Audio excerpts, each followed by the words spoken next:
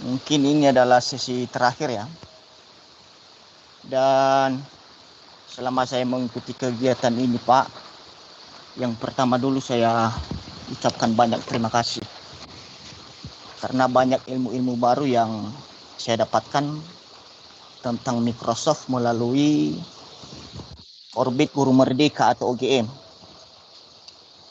Tapi selama saya mengikuti Pak, benar yang dikatakan oleh Pak Jupri tadi, kami juga mengikuti kegiatan Microsoft ini di organisasi profesional yang lain.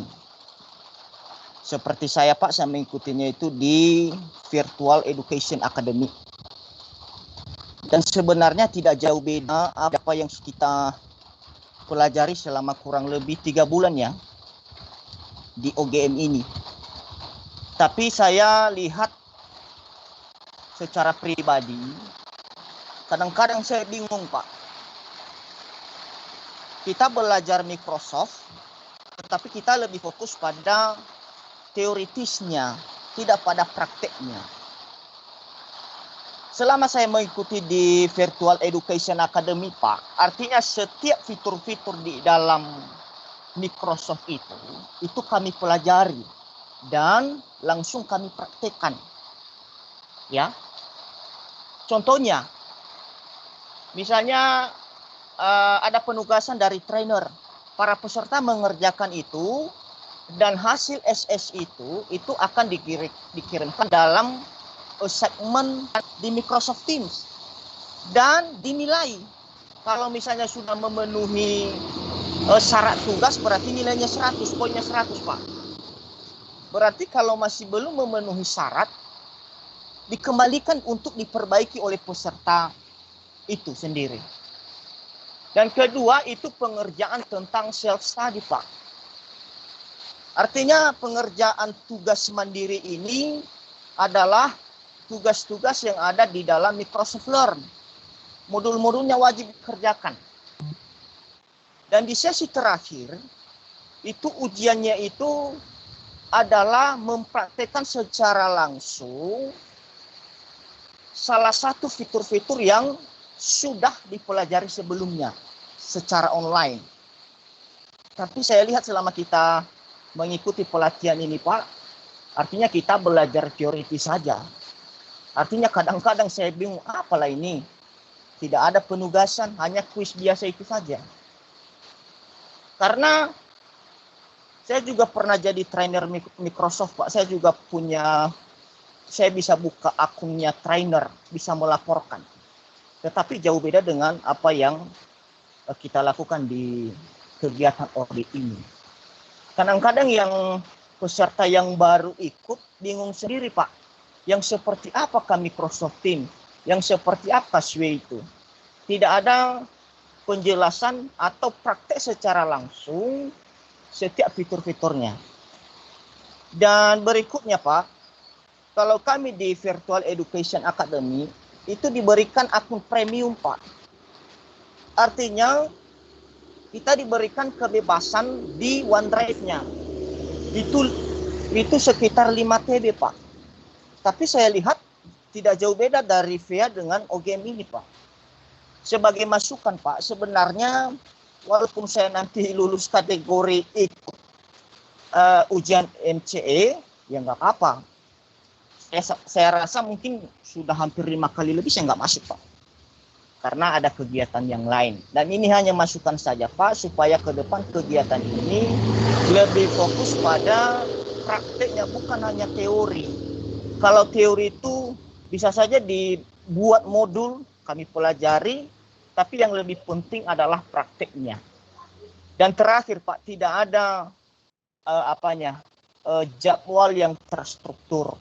Apa saja yang dari awal, kedua dan seterusnya. Seakan-akan setiap kami meminta jadwalnya, pihak trainer mengatakan itu nanti akan dibagikan atau tidak boleh dibagikan. Kenapa seperti itu Pak? Artinya kalau kami sudah mengetahui jadwal itu, artinya kami bisa mempersiapkan diri sebenarnya Pak. Itu menurut saya Pak, mohon maaf sebelumnya. Dan tadi Bapak sudah menyampaikan Artinya kita menyampaikan kelemahan dan kelebihan selama kegiatan OGM ini. Demikian Pak. Terima kasih. Terima kasih Pak Medaman untuk feedbacknya juga, untuk pesan-pesan dan review dari program. Ini bagus sekali juga Pak Medaman. Mungkin ini bisa jadi bahan masukan.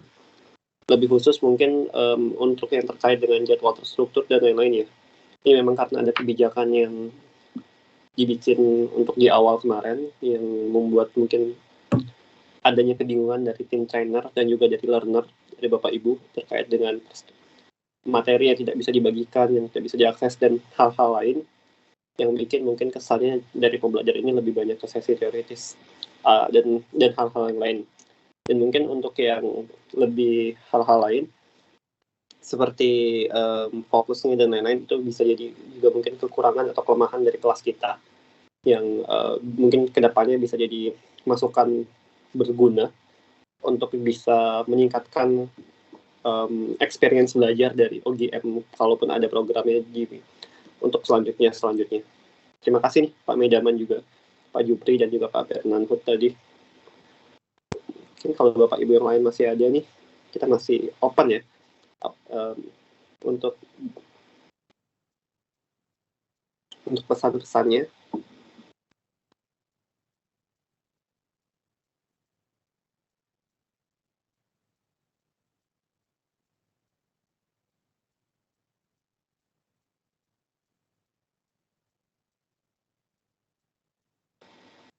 Oke, mungkin kalau tidak ada lagi,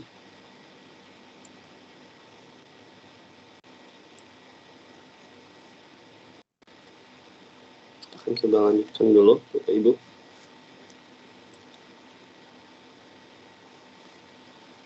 Oke, Bapak Ibu, kita akan coba untuk habiskan. Nah, mungkin sesi ini sama seperti yang kata Pak Medaman tadi, sesi ini sesi terakhir pun ini lebih ke teoritis ya, mungkin lebih ke teoritis. Dan bagaimana sih implementasi di sini? Mungkin yang jadi part atau menjadi menarik atau jadi highlight adalah 6 dimensi. 6 dimensi di mana kolaborasi, komunikasi, dan lain-lain adalah sesuatu yang difokuskan di sini, dan Microsoft Teams sebagai tambahan. Nah, ini mungkin yang jadi beda fokus ya untuk yang dihadirkan di OGM, di mana dari OGM yang difokuskan adalah penguasaan 6 dimensi, yang secara teknis itu berarti sedikitnya adalah kemampuan teoritis. Dan mungkin kenapa pelatihannya lebih banyak seperti itu, karena mungkin ending di akhirnya adalah persiapan untuk sertifikasi. Nah, mungkin kita back dulu ya, itu adalah salah satu alasan mungkin kenapa sih kita lebih banyaknya sesi teoritis dan Microsoft Teams-nya lebih banyak di awal, karena mungkin expect dari manajemennya seperti itu. Dan mungkin ini bisa jadi review yang baik untuk lebih fokus ke Microsoft Teams. Dan juga secara teknis ya, dalam sesi prakteknya itu nggak cuma terfokus ke Microsoft Teams. Misalnya kita Bapak Ibu menggunakan Flip, ada menggunakan Flipgrid, dan beberapa misalnya ada menggunakan aplikasi lain seperti Mindset dan lain-lain yang juga mungkin bukan hanya terfokus di Microsoft Teams, tapi juga aplikasi pihak ketiga yang mungkin jumlah aplikasinya itu banyak, yang juga membuat Bapak Ibu jadi kebingungan ya. Itu juga bisa jadi review yang baik untuk kita. Nah, kita akan masuk ke deskripsi dan tujuan pelatihan dulu. Meskipun ini pelatihan terakhir, mungkin semoga ya Bapak Ibu tetap semangat, meskipun sesi ini adalah sesi terakhir dan juga sesi yang masih teoritis, sesi teoritis juga, tidak ada praktek di sesi ini atau di slide ini. Nah, kita coba masuk ke deskripsinya. Desain pembelajaran abad 21 atau 21st Century Learning Design menerapkan keterampilan abad 21 dalam kegiatan pembelajaran dan menggunakan desain pembelajaran abad 21 sebagai kerangka dasar dalam merencanakan kegiatan pembelajaran. Oke. Jadi ide dasarnya atau ide besarnya adalah bagaimana sih Bapak Ibu membuat aktivitas pembelajaran, aktivitas kegiatan pembelajaran yang menggunakan kerangka dari 21st Century Learning Design atau kerangka abad ke-21 ini. Dan ini akan terkait dengan nantinya adalah banyaknya anchor lesson atau aktivitas-aktivitas yang bisa dilakukan oleh Bapak Ibu bersama dengan siswanya. Nah, aktivitas-aktivitas itu yang menjadi dasar dari pembuatan 21st Century Learning Design oleh Innovation Training and Learning ITL oleh Microsoft, dan hal itu yang coba untuk diimplementasikan di orbit Guru Merdeka dan juga di kurikulum Merdeka. Nah, mungkin secara teknis kalau kita bahas tentang ekspektasi pendidikan ya, ini mungkin lebih berusaha untuk bicara secara moderat. Mungkin banyak juga istilah perubahan nama kurikulum dan lain-lain, baik metode A, B, dan C. Namun secara dalam konsep pembelajaran atau pendidikan, beban besar dari Bapak Ibu guru mungkin tetap besar ya, tetap banyak walaupun nama perubahan dan kurikulumnya berbeda-beda atau berganti-ganti. Dan yang jadi fokus seperti mungkin pelatihan seperti ini atau pelatihan kurikulum baru dan lain-lain adalah banyak hal yang bersifat teoritis administrasi yang bukan skill praktikal. Kebanyakan mungkin yang seperti itu yang juga dimotori oleh pemerintah, yang bikin yang mungkin menjadi tesis atau kritik besarnya adalah banyaknya hal itu membuat Bapak Ibu jadi ini ya, seperti kata Pak Berman tadi, super ngantuk atau super capek, super lelah dengan aktivitas yang padat, aktivitas yang banyak menyita waktu Bapak Ibu. Seperti ini minimalnya 3 bulan menyita waktu sekitarnya 3 bulan. Dan mengganggu konsentrasi bisa juga seperti itu, bisa, dan membuat Bapak Ibu tidak fokus untuk mengajar di kelas dan banyak berurusan dengan hal-hal administrasi, dan itu menjadi misal Bapak Ibu melakukan untuk mengajar skor kredit dan lain-lain, dan ide besar atau ekspektasi dari Bapak Ibu untuk menggunakan tools teknologi itu pun sebenarnya bisa Bapak Ibu kuasai dengan atau tanpa pelatihan seperti ini pun. Karena prinsip dalam penguasaan teknologi dalam pelatihan seperti ini pun cukup dasar.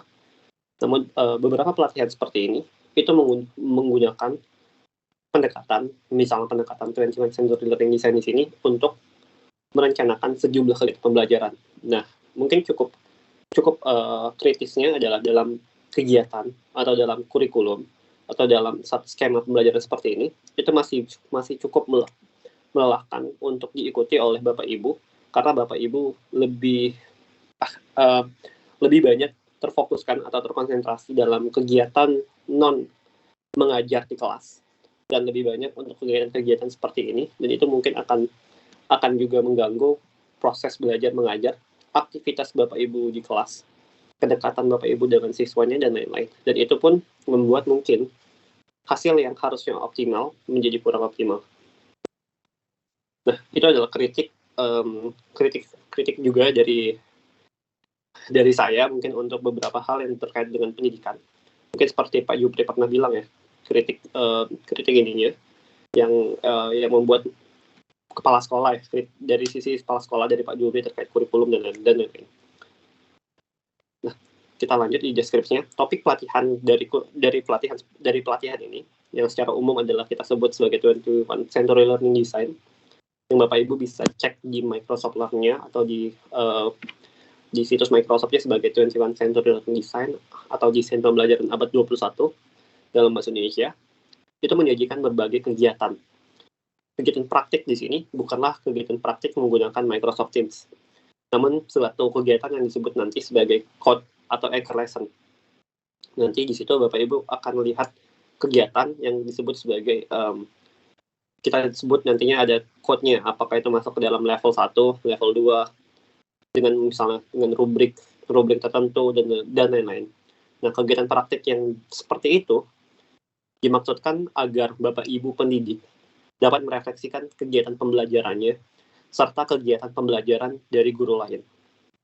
Nah, kegiatan praktik yang dimaksud di praktik di sini adalah bukan praktik yang sebenarnya menggunakan Microsoft Teams atau tools teknologi lainnya, Tapi ada satu dimensi yang disebut sebagai dimensi penggunaan IT atau ITL atau ITC, di mana dimensi itu menyatakan bahwa kalau satu topik pembelajaran digabungkan dengan penggunaan teknologi IT itu tidak masuk dalam interdisiplin dan dia bagian dari terpisah yang mendukung dari kemajuan atau proses pembelajaran berbasis teknologi. Nah, pelatihan ini tidak memfokuskan juga untuk penggunaan basis teknologi seperti Microsoft Teams. Tidak memfokuskan, namun Microsoft Teams menjadi wadah yang dipilih untuk kita melakukan kegiatan ini secara daring, secara online.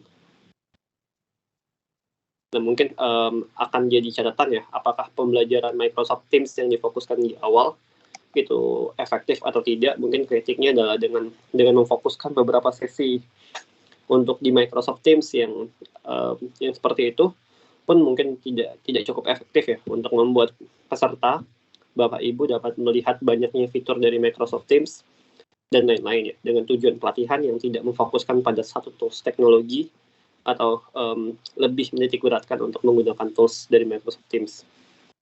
Namun pelatihan ini tentu karena ini pelatihan dari Microsoft, menggunakan tools dari Microsoft, lebih khusus dan utamanya dalam Microsoft Office dan Microsoft Teams dibanding tools dari lain. Nah, tapi tentu saja kita menggunakan tools aplikasi pihak ketiga, seperti kita menggunakan Mindset melalui dari sini, ataupun Flip, aplikasi yang memiliki kerjasama dengan Microsoft.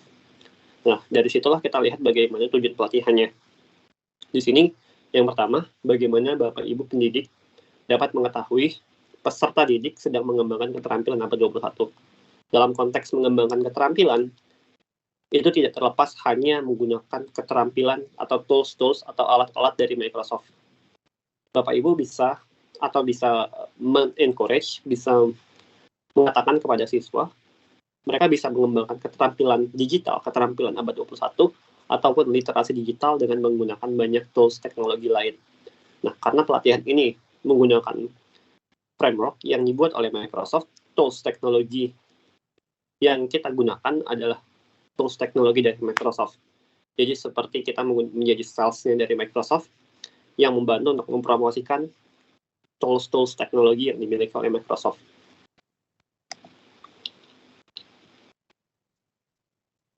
Nah, selanjutnya, tujuan pelatihan ini adalah bagaimana sih menggunakan hasil kerja peserta didik sebagai bukti keterampilan abad 21. Nah, selanjutnya kita tuh coba untuk melihat satu paradigma atau satu framework bagaimana bukti kerja dari peserta didik kita, dari siswa-siswa kita, yang dilihat dari sudut pandang keterampilan abad 21. Nah, keterampilan abad 21 yang menjadi penting di sini, itu bukan hanya atau satu-satunya adalah keterampilan yang menggunakan tools teknologi.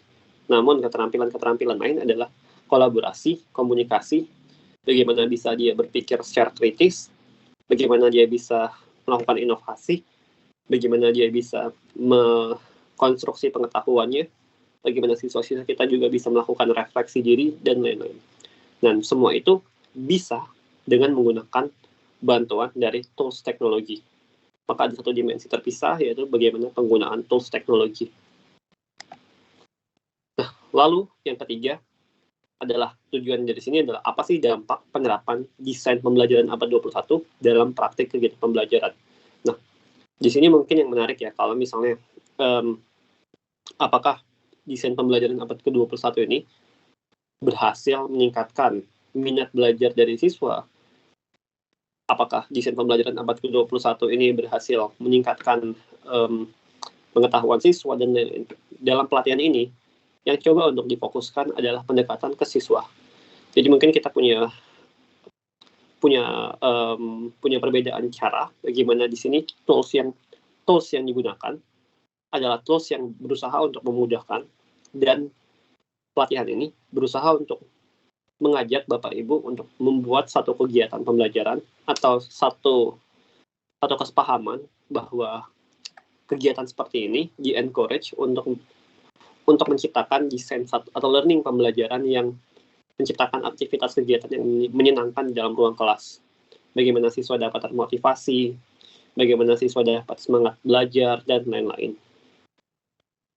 melalui satu desain pembelajaran yang disebut sebagai desain pembelajaran abad ke-21.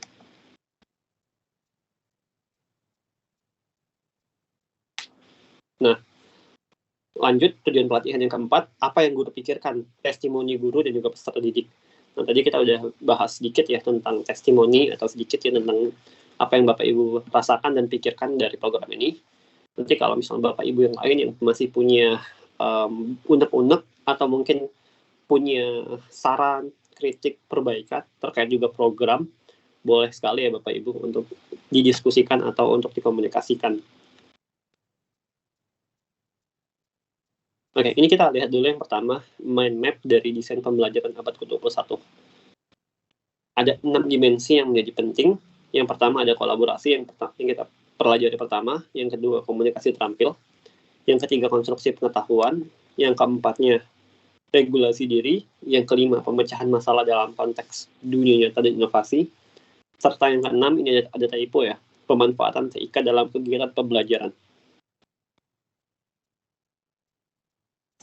Nah, dalam rubrik kolaborasi, ada beberapa dimensi yang menjadi penting. Pertama, dalam kolaborasi, siswa dituntut untuk bisa bekerja sama.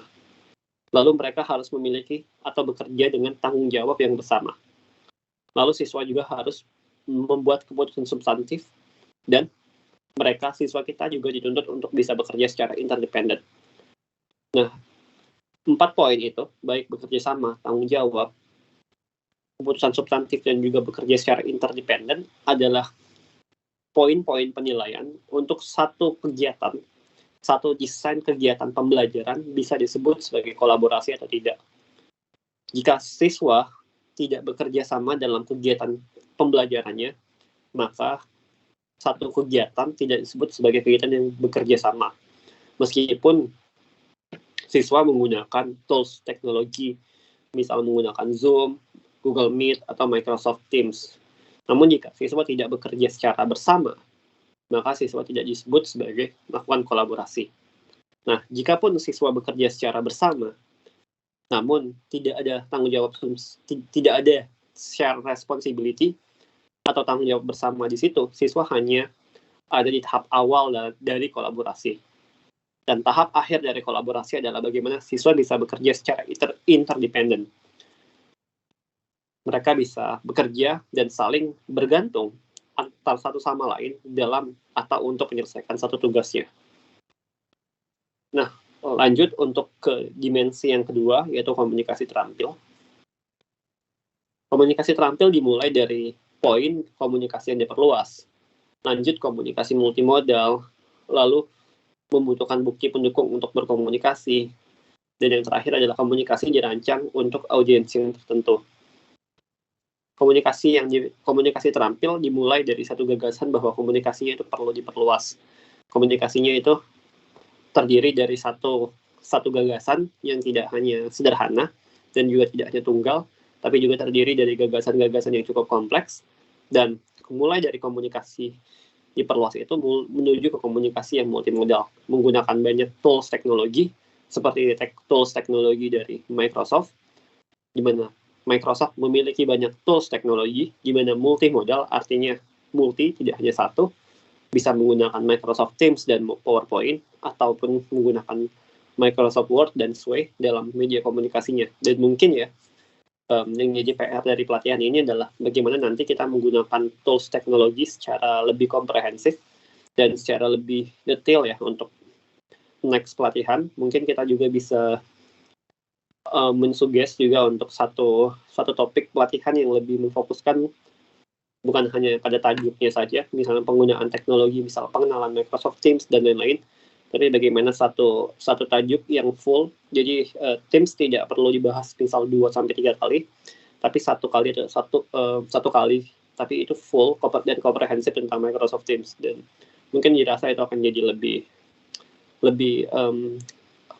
lebih menarik atau bisa lebih mudah untuk dipahami juga ya oleh trainer dan juga oleh peserta. Lalu komunikasi yang terampil selanjutnya adalah komunikasi yang membutuhkan bukti pendukung. Bagaimana siswa harus menyertakan data ataupun menciptakan sesuatu yang mendukung statementnya, dan bagaimana terakhir dari komunikasi yang tampil adalah siswa bisa berkomunikasi sesuai dengan targetan spesifik audiens atau komunikasi yang dirancang untuk audiens tertentu. Nah, selanjutnya yang ketiga adalah konstruksi pengetahuan. Konstruksi pengetahuan dimulai dari gagasan atau poin konstruksi pengetahuan, bagaimana suatu kegiatan itu melakukan konstruksi pengetahuan yang dimulai dari sintesis, analisis, evaluasi, dan lain-lain. Nah, konstruksi pengetahuan ini disebut juga sebagai critical thinking, di mana mempersyaratkan dari high thinking order. Bapak Ibu biasa disebut sebagai secara singkatan yaitu HOTS ya. Nah, selanjutnya bagaimana konstruksi pengetahuan sebagai persyaratan utama dari kegiatan, lalu bagaimana menerapkan pengetahuan itu sebagai peserta didik, dan selanjutnya dalam dimensi konstruksi pengetahuan, pembelajaran itu harus interdisiplin, atau pembelajaran interdisiplin untuk masuk ke yang paling tinggi dari konstruksi pengetahuan, atau disebut sebagai level 5. Di sini ada level yang paling terakhir sebagai level 5. Nah, level 1 dari konstruksi pengetahuan adalah kegiatannya tidak berkonstruksi pengetahuan, atau kalau misalnya lebih sederhana kita tulis aja level 4. Semuanya adalah paling tidak ada 4 level, kecuali nanti ada 2 yang punya 3 level, yaitu regulasi diri dan juga pemecahan masalah dalam konteks dunia nyata. Nah, dalam konteks regulasi diri, dimulai tadi dalam konstruksi pengetahuan, bahwa konstruksi pengetahuan sebagai persyaratan utama itu mempersyaratkan juga salah satunya adalah lamanya durasi seorang atau siswa kita mengkonstruksi pengetahuannya itu, dan lamanya durasi ini juga menjadi penting untuk regulasi diri, di mana aktivitas pembelajaran atau aktivitas itu harus berjangka panjang untuk masuk dalam poin pertama dari regulasi diri. Lalu siswa itu harus memiliki kesempatan untuk merencanakan pekerjaan atau kegiatannya secara sendiri atau mandiri. Dan bagian terakhir dari regulasi diri adalah siswa memiliki kesempatan untuk memperbaiki tugas berdasarkan umpan balik. Nah, lanjut untuk dimensi yang kelima, yaitu adalah pemecahan masalah dalam konteks dunia nyata dan inovasi, di mana dimulai dari pemecahan masalah. Jadi masalahnya itu harus real, bukan masalah yang ada di luar atau bahkan di imajinasi dan lain-lain. Lalu bagaimana siswa kita melihat masalah di dunia nyata, dan bagaimana siswa kita memiliki kesempatan untuk menciptakan inovasi. Nah, yang keenam adalah pemanfaatan TIK. Dimulai dari pemanfaatan TIK oleh peserta didik sampai akhirnya peserta didik bisa menjadi perancang dari produk TIK. Nah, perancang dari produk TIK ini bisa bermacam-macam dan banyak caranya. Bisa peserta didik kita membuat satu podcast yang didengarkan atau untuk target spesifik audiens tertentu dan lain-lain.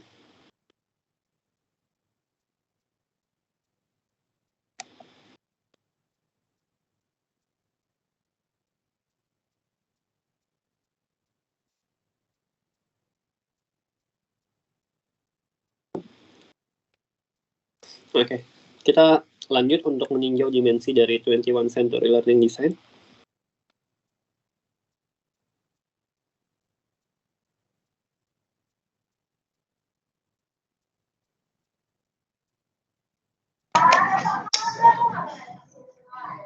Oke, bentar.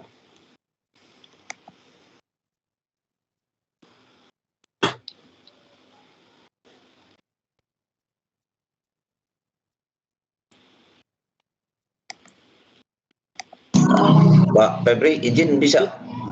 Boleh, Pak. Begini, dari paparan yang tadi yang tentang pembelajaran abad 21 yang Pak Febri sampaikan, kok saya begini, karena saya pernah mendapatkan pelatihan di tingkat nasional tentang paradigma pendidikan Indonesia abad 21 yang rambu-rambunya itu dikeluarkan oleh pada saat itu Badan Standar Nasional Pendidikan. Ada satu buku saku paradigma pendidikan abad 21 Indonesia. yaitu 21 Century Partnership Learning Framework. Di situ dikatakan bahwa desain pembelajaran abad 21 itu harus ada 8 unsur. Yang pertama itu adalah kemampuan bagaimana kita melatih siswa itu memiliki kemampuan berpikir kritis dan pemecahan masalah. Itu yang pertama. Yang kedua, kemampuan berkomunikasi dan bekerja sama, atau yang disebut dengan communication and collaboration skill. Yang ketiga, berpikir kritis dan pemecahan masalah. Yang keempat, kemampuan berkomunikasi dan bekerja sama. Yang kelima, kemampuan menciptakan dan memperbaharui. Yang keenam, literasi teknologi informasi. Jadi, kalau berdasarkan buku sakunya dari Badan Nasional Standar Pendidikan Indonesia yang dikeluarkan pada tahun 2010 kemarin, TIK ini kan atau pemanfaatan sistem digital ini kan salah satu unsur saja. Salah satu unsur saja. Begitu. Jadi konteksnya sebenarnya adalah bagaimana menciptakan kemampuan guru dalam mendesain belajar yang akan dilaksanakannya. Hasil akhirnya adalah membangun sikap kritis daripada murid. Sehingga yang dua lagi itu adalah kemampuan belajar kontekstual. Dan yang terakhir kemampuan informasi dan literasi media. Nah, kalau saya melihat yang baru Pak Febri jelaskan tadi, ini kan hanya nampaknya terfokus bagaimana memanfaatkan teknologi. Jadi jauh berbeda dengan yang konsep yang dikeluarkan oleh Badan Standar Nasional Pendidikan tahun 2010 kemarin. Bagaimana paradigma pendidikan Indonesia menyambut abad 21. Nah, itu kira-kira bagaimana Pak Febri? Apakah memang yang Bapak sampaikan ini adalah bagian terkecil dari konsep paradigma pendidikan abad 21 yang sebenarnya sudah adanya yang dikeluarkan oleh Badan Standar Nasional Pendidikan kita tempoh hari. Nah, karena kalau saya lihat di sini semua nampaknya yang dari 5 minmap yang Bapak sampaikan ini kan nampaknya kan hanya satu apa ya? Satu bagian dari konsep paradigma pendidikan Indonesia itu. Begitu kalau menurut saya Pak Febri. Oke, siap Pak Jupit. Itu paradigma pendidikan Indonesia Pak. Ini saya cari dulu di Google.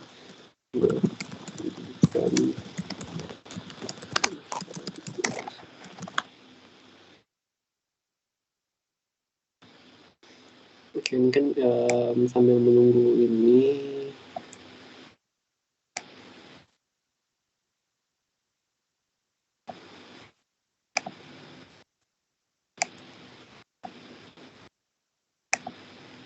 Mungkin saya share screen dulu bentar Pak ya, sambil menunggu ini. Untuk pelatihan ini atau pelatihan sejenis yang kita lakukan ini kita melakukan rujukannya itu di sini. Ini bahasa Indonesianya, itu desain pembelajaran abad 21 yang difokuskan di sini. Mungkin ini untuk ini ya. Di sini ada 8 modul di sini. Yang bla bla bla, di sini bla bla bla. Di sini fokusnya desain pembelajaran abad 21 untuk pendidik dibangun atas metodologi penelitian yang menyediakan proses berbasis praktik kolaboratif untuk membantu pendidik mengubah cara mereka merancang kegiatan pembelajaran yang kaya dengan peserta didik dan lain-lain. Untuk itu nanti ada di sini rubrik, angka lesson dan lain-lain. Nah, sekarang kita mungkin masuk ke pengantarnya. Coba dibuka juga. Nah, di sini yang kita fokuskan dari pelatihan ini adalah 6 modul yang ada di sini. sini ada 6 modul berfokus pada masing-masing dimensi atau keterampilan dari abad 21. Nah, yang dilihat dari keterampilan abad 21 ini referensi atau rujukannya dari mana? Itu dari ITL. Nah, mungkin kita cek di sini innovation.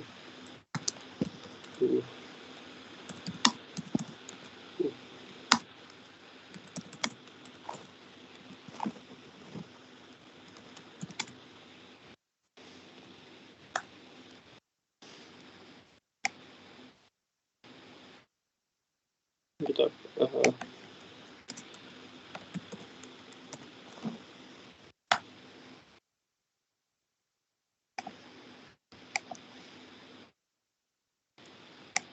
Nah, ini makanya nanti ada istilahnya MIE expert.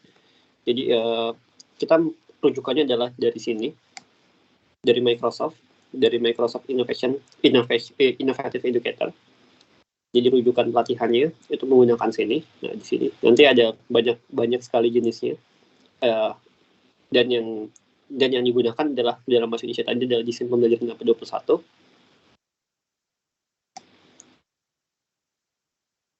Nah, salah satu MIE di sini ada Pak Asad dan juga Pak Editya ya. Nah, pelatihan yang kita jalankan di Orbit ini adalah pelatihan tingkat dasar yang kita sebut sebagai pelatihan tingkat dasar untuk Bapak Ibu memahami 6 dimensi penting terkait dengan kolaborasi, konstruksi, pemecahan masalah, komunikasi terampil, pengaturan diri atau regulasi diri, dan juga literasi TIK untuk pembelajaran.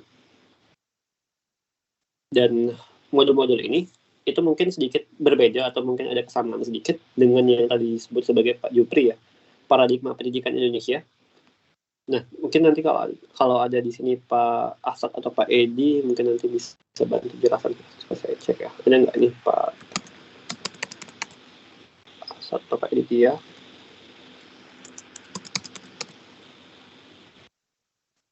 Ada Pak Asad di sini, Pak Asad.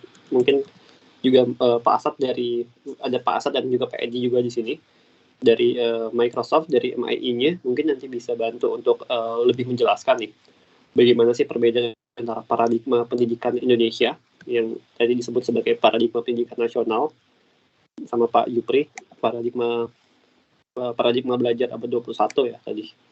Dan mungkin apa yang dimaksud dengan di pelatihan ini sebagai Microsoft nantinya di Pak Asad dan Pak Edi yang udah MIE dengan pelatihan yang dibuat oleh Microsoft atau melalui ITL ini, melalui sudut pandang dari Microsoft.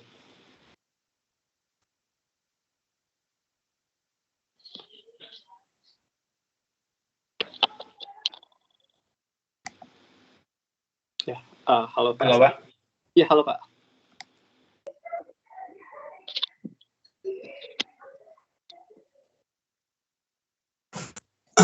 Halo Pak.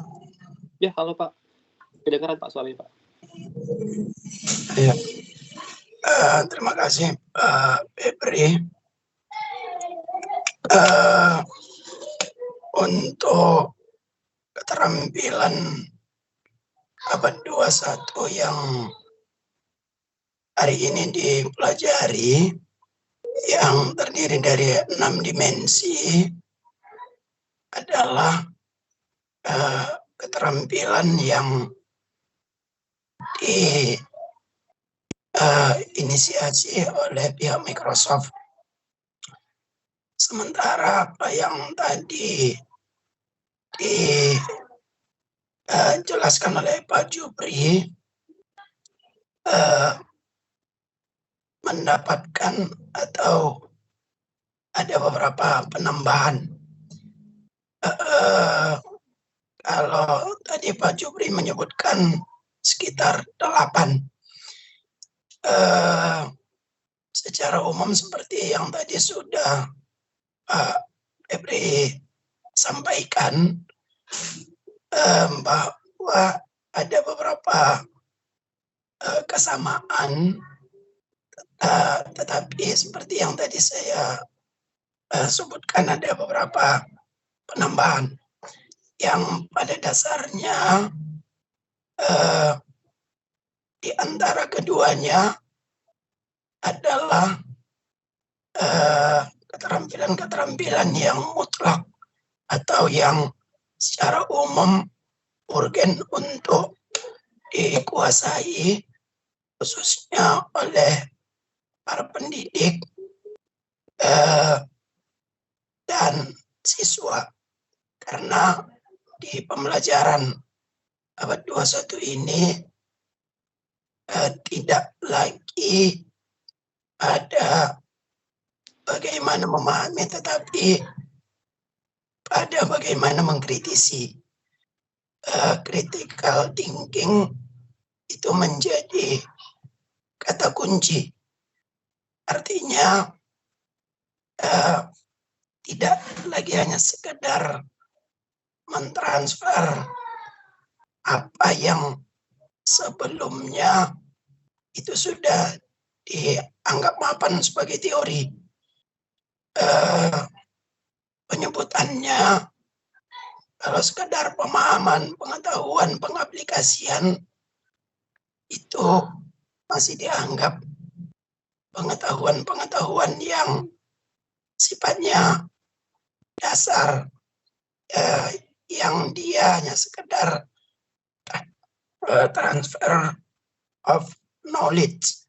Tetapi hari ini yang diinginkan adalah bagaimana supaya bisa melakukan pemecahan masalah, bisa memberikan solusi, bahkan kalau perlu bisa memberikan inovasi yang bisa memprediksi hal-hal di masa depan. Apalagi kalau saat ini kan secara umum antara pendidikan dengan kemajuan yang ada sepertinya tidak berjalan beriringan, bahwa hari ini pendidikan kita sepertinya berada di belakang ketimbang dari kemajuan atau teknologi itu sendiri, sehingga muncul kemudian ketidaksinkronan ini memunculkan gap yang secara umum cukup lebar. Artinya bahwa kalau hari ini yang diajarkan hanyalah keterampilan-keterampilan yang sifatnya dasar, sementara tidak memahami bagaimana cara penyelesaian masalah, menganalisa, mensintesa, mengevaluasi, bahkan membuat atau meng-create, maka ke depannya siswa atau peserta didik kita akan sulit untuk berkompetisi di eranya nanti. Jadi pada intinya begini, sepanjang yang saya lihat, bahwa pada dasarnya dua-duanya menginginkan yang dikuasai oleh siswa itu tidak lagi hanya sekedar pengetahuan yang sifatnya sudah teruji dan mapan, tetapi bagaimana supaya bisa menghadapi kemajuan yang ada dengan berprinsip pada hal-hal yang substansial. Maksudnya seperti ini, kalau hanya sekedar bisa memberi contoh dari penerapan sebuah teori, atau hanya sekedar melakukan pengamatan kemudian meniru atau memodifikasi, maka pengetahuan-pengetahuan seperti ini sepertinya akan tidak terlalu bisa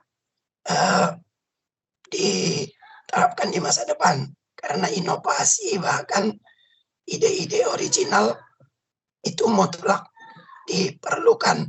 Sehingga begini, kalau yang belakangan ini ada pembicaraan atau ada keinginan mungkin dari beberapa pihak bahwa ijazah lagi tidak mutlak lagi menjadi syarat untuk sebuah pekerjaan, tidak lagi sertifikat itu menjadi prasyarat yang harus dicantumkan, tetapi bagaimana ke depannya sebuah ide disampaikan dan kemudian ide tersebut memang brilian untuk diterapkan, mungkin itu yang nanti akan laku di pasaran. Jadi saya tidak melihatnya dari perbedaan istilah seperti yang tadi disampaikan oleh Pak Jupri, tetapi lebih pada esensinya. Memang keduanya sepertinya ada plus minusnya, di mana seperti yang disebutkan oleh Pak Jupri itu yang telah dikeluarkan oleh Badan Standar Nasional Pendidikan itu yang setelah mempertimbangkan hal-hal tertentu, maka lahirlah 8 dimensi tadi. Itu mungkin Pak Febri, intinya saya melihat memang ada perbedaan, tetapi itu yang paling inti adalah pada esensi-esensi yang terdapat pada 8 keterampilan tadi. Mungkin itu Pak, saya kembalikan. Siap, terima kasih Pak Asad. Mungkin Pak Jupri atau Bapak Ibu yang lain sudah cukup jelas Pak Jupri? Oke Pak. Siap, terima kasih Pak Jupri. Terima kasih banyak Pak Asad. Ya, sama-sama Pak.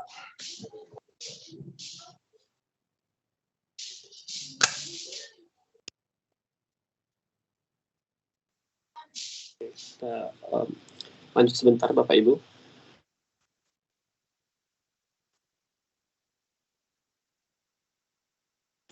Oke, kita akan coba untuk lihat nanti satu video yang akan meninjau kembali tentang dimensi dari 21st Century Learning Design.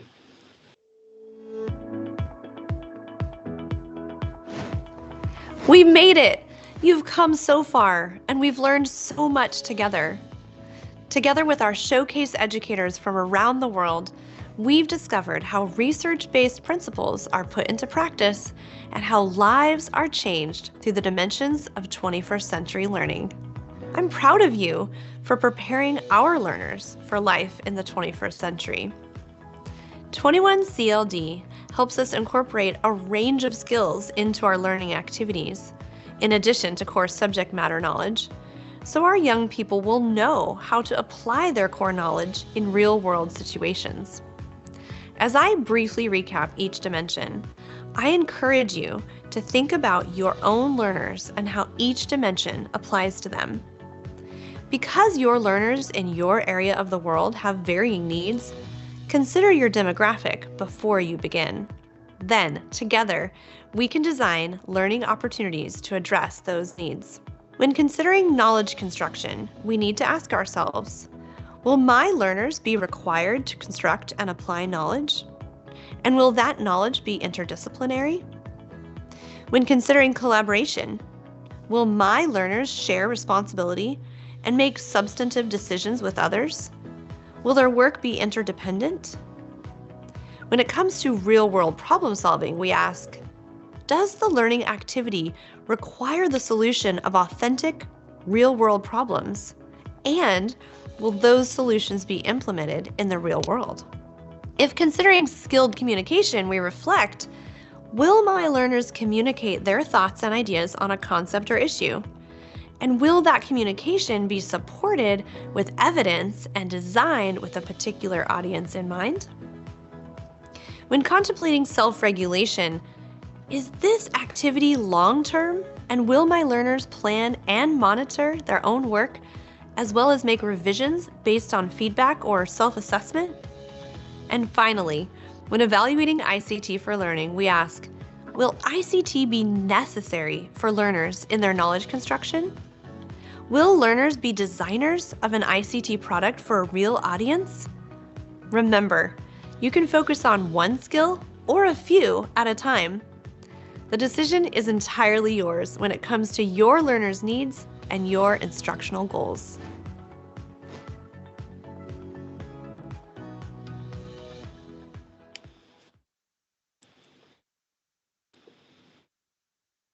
Bapak Ibu kita lanjut sebentar ya. Oke, keterampilan, tadi kita udah lihat video dari review apa yang udah kita pelajari, atau 6 dimensi atau 6 keterampilan yang perlu dan dianggap sangat perlu untuk dikembangkan oleh siswa kita dalam konteks abad ke-21.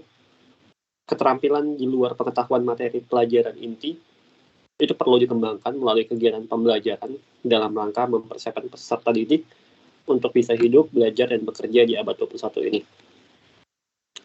Kemudian nanti pikirkan kembali Bapak Ibu dalam semua topik yang telah kita bahas pada pelatihan ini, menurut Bapak Ibu keterampilan dan kompetensi apa yang perlu dan diperlukan dalam merencanakan dan merancang kegiatan pembelajaran sehingga peserta didik memiliki kesempatan untuk mengembangkan keterampilan abad 21. Menurut Bapak Ibu apa nih? Tadi kalau misalnya menurut Pak Asad ya, yang perlu ditekankan adalah berkemampuan berpikir kritis. Nah, menurut Bapak Ibu, apa sih yang mungkin perlu ditekankan atau perlu menjadi concern untuk kita bersama?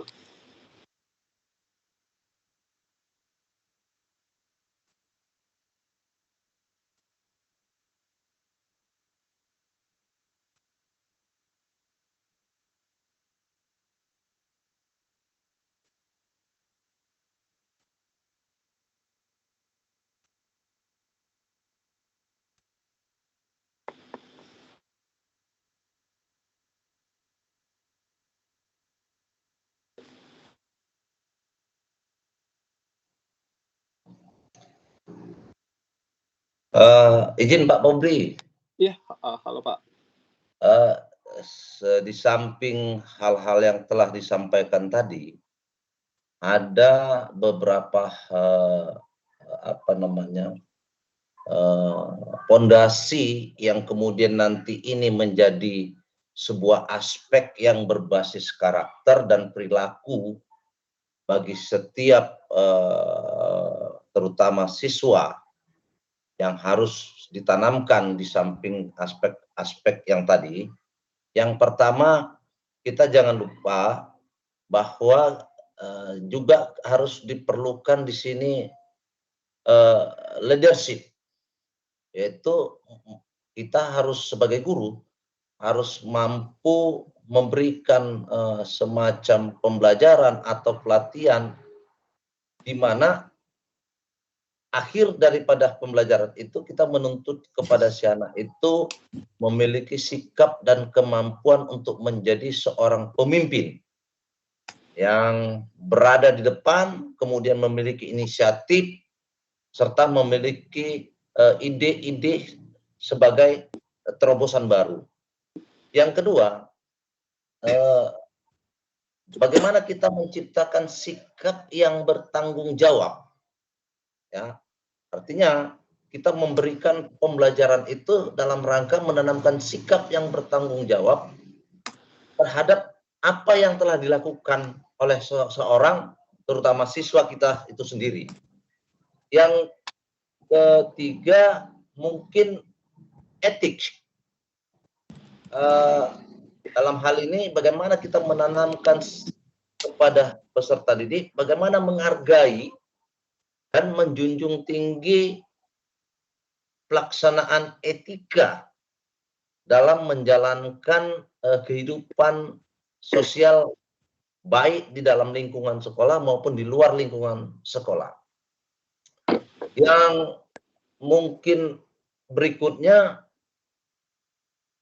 people skill, yaitu bagaimana kita melatih atau memberikan pembelajaran kepada siswa kita memiliki sejumlah keahlian dasar yang diperlukan untuk menjalankan fungsinya sebagai makhluk individu maupun sebagai makhluk sosial. Nah, kemudian yang penting juga yaitu social responsibility, di mana kita memberikan pembelajaran kepada anak didik itu memiliki tanggung jawab terhadap lingkungan, kehidupan maupun komunitas di mana dia berada. Saya kira itu yang perlu juga dikembangkan kepada peserta didik kita di mana kita berada sebagai seorang guru atau sebagai seorang pembelajar kepada anak-anak didik kita, dalam hari ini murid kita masing-masing. Demikian barangkali itu yang saya sampaikan, Pak Febri. Terima kasih. Terima kasih Pak Jupri. Saya udah catat ya, ada 5 ya dari Pak Jupri, mungkin saya ulangin.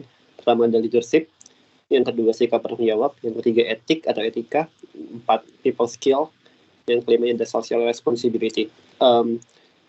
Terima kasih ya Pak Jupri dan Bapak Ibu semua. Ini sangat menarik sekali ya. Sebagai tambahan, ini menurut Pak Jupri adalah skill tambahan yang diperlukan oleh seorang guru untuk mungkin sukses nih mengajar di dalam kelasnya. Ada 5 hal yang tambahan yang menurut Pak Jupri sangat perlu dikembangkan oleh kita sebagai seorang pendidik. Dan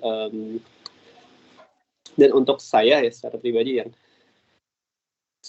mengajar di OGM atau MCI, ini adalah kesempatan pertama mengajar di MCI dan ketemu Bapak Ibu dan dapat insight yang luar biasa ya. Ini mungkin kalau misalnya saya penulis, saya udah bisa nulis buku tentang pendidikan di Indonesia nih. Dari insight selama satu periode mengajar di sini. Ini mungkin insight yang didapat selama kelas sama Bapak Ibu itu udah bisa merangkum seperti membuat catatan atau buku terkait pendidikan di Indonesia. Apa-apa saja yang mungkin perlu kita isi, fill the gap-nya.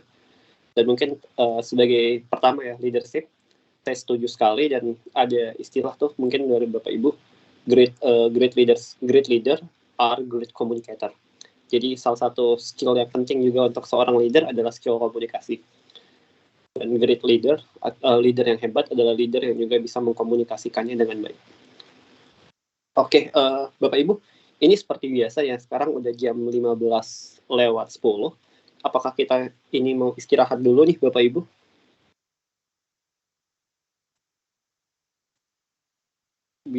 Kalau seperti biasa kita tetap kita istirahat. Apakah ini kita mau lanjut atau istirahat dulu nih Bapak Ibu? Istirahat dulu Pak. Oke, siap Bu. Kita istirahat dulu ya Bu. Ini saya stop share screen dulu. Saya share screen untuk ini timer.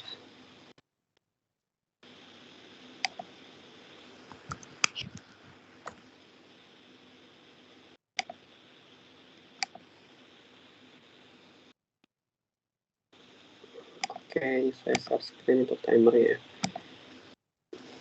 Selamat istirahat Bapak Ibu. Nanti kita akan kembali lagi sekitar 15 menit dari sekarang. Terima kasih Bapak Ibu. Ini saya izin sekalian off cam ya Bapak Ibu.